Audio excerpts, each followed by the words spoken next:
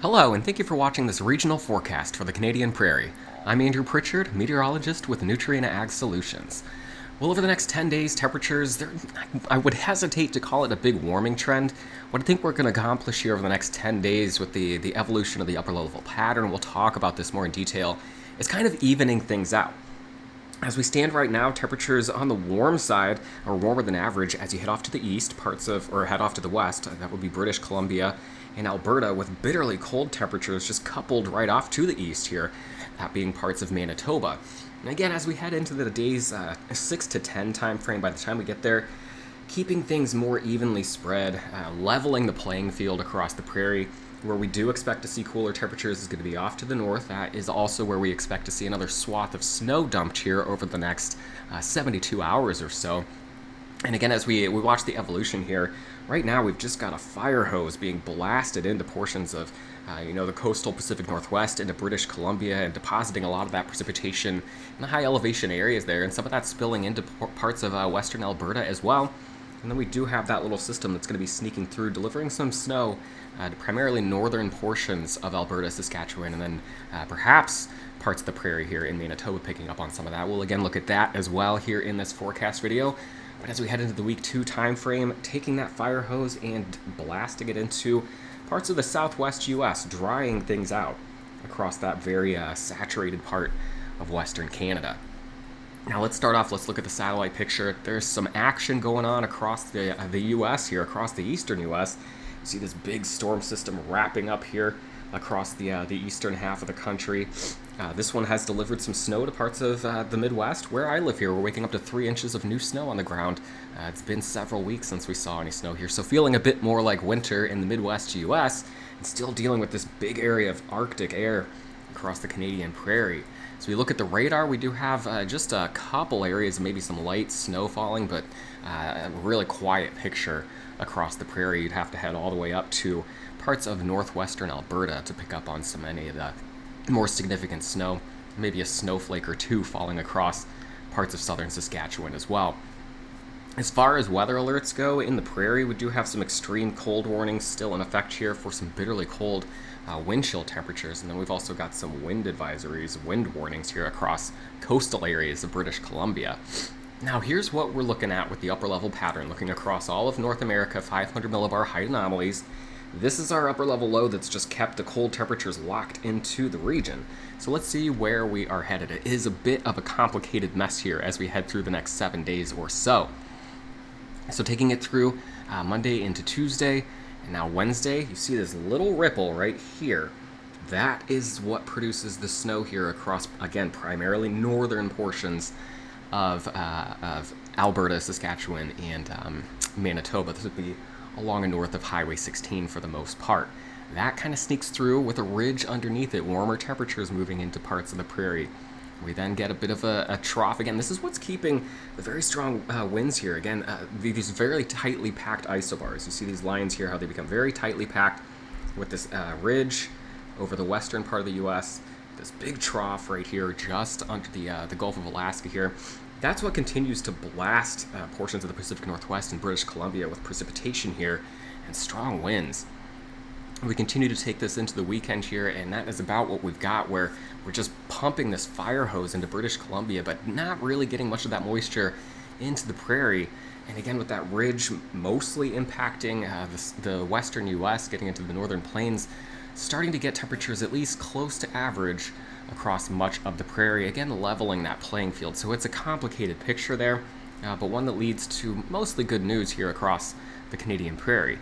Now, as we just look at the 500 millibar vorticity plot, this is going to help us pick out our Wednesday snowmaker off to the north.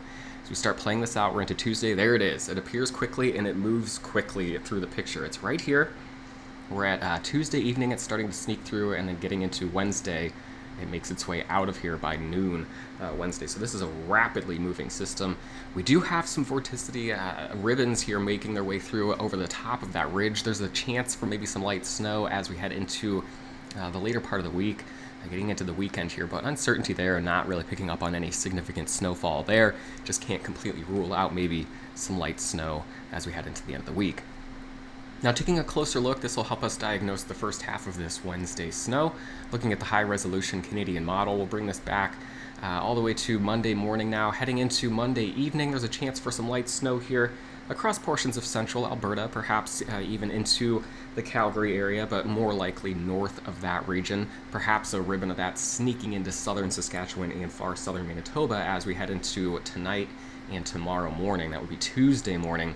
And this gets out of here by Tuesday afternoon, but now you're starting to see the more significant wave emerging out of northern Alberta. This is that quick-moving system. We're into Tuesday evening now, getting into midnight on Tuesday night into Wednesday. And that's where our model run runs out, but this will continue to overspread portions of northern Saskatchewan and then getting into northern and central Manitoba as we get into the early morning hours on Wednesday. So a quick moving round of snow. We'll look a little bit longer range here. This will show the same thing. We're looking at the European model, looking at the entire continent. Again, here's that quick moving, maybe little ribbon of snow that moves through this corridor as we head through the afternoon and early overnight hours. And then emerging is our quick-moving Tuesday night into Wednesday morning system. This would be Tuesday evening right around 6 p.m., seeing some snow across northern Alberta. As we head into sunrise on Wednesday morning, the snow has now overspread northern Saskatchewan, getting into northern and central Manitoba. And then by the time we get to lunch and dinner hour on Wednesday, the snow is beginning to exit Manitoba. We then, as I mentioned, do have the chance for some very light snow flurries as we head through Thursday and Friday across the entire prairie. Very low confidence on where that's going to happen, but the confidence is high on it being insignificant where it does happen. Just looking at some mood snowflakes here, setting the tone as we head into the last week of December. Looking at the ensemble snow forecast then, looking at the primary corridor being north of Highway 16 with that Tuesday night into Wednesday snow, with the European model picking up anywhere from 10 to 15 centimeters of snow across northern Alberta, tapering off to around 5 to 10 centimeters of snow across northern and central Manitoba. The GFS, the American long-range model, same thing, 10 to 15 centimeters of snow, perhaps locally higher in the 15 to 20 centimeter range across northern Alberta, getting into the 5 to 10 centimeter threshold in northern Saskatchewan and then northern and central Manitoba.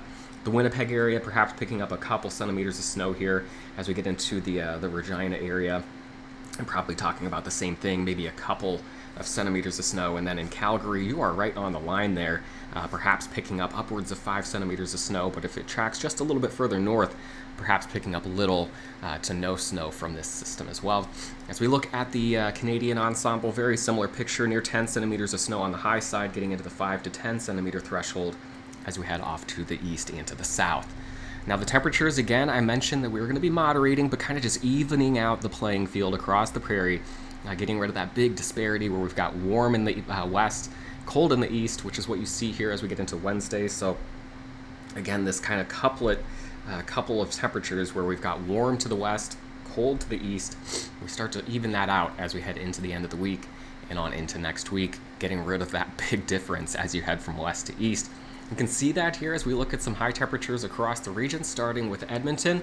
You actually cool off, but again, it's evening things out across the playing field. You get a bit of a warm up here as we head into Tuesday and Wednesday, cooling back off with highs right around -5 to -8 over the next week or so. As we look at Calgary, same thing, a bit of a warm up here over the next couple of days, but then we do even things out, highs right around -2 to -5 as we head into the end of the week and the weekend.